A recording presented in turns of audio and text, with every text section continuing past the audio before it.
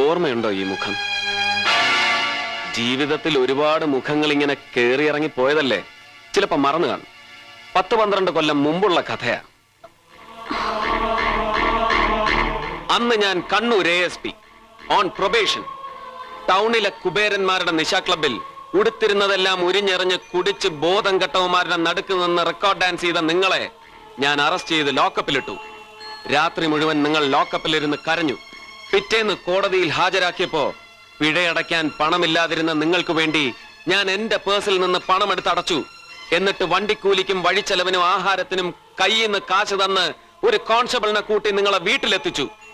സാറിന് ഒരിക്കലും മറക്കാൻ പറ്റില്ലെന്ന് അന്ന് കണ്ണ് നിറഞ്ഞ് പറഞ്ഞത് ഓർമ്മയുണ്ടോ മാഡം അച്ചാമ്മ വർഗീസിന്? പത്രക്കാർക്ക് കൊടുക്കാതെ ഇപ്പോഴും എന്റെ പേഴ്സണൽ ഫയലിൽ ഞാൻ സൂക്ഷിച്ചിട്ടുണ്ട് അന്നത്തെ പഴയ അച്ചാമ്മ ചാക്കോയുടെ ഫോട്ടോ.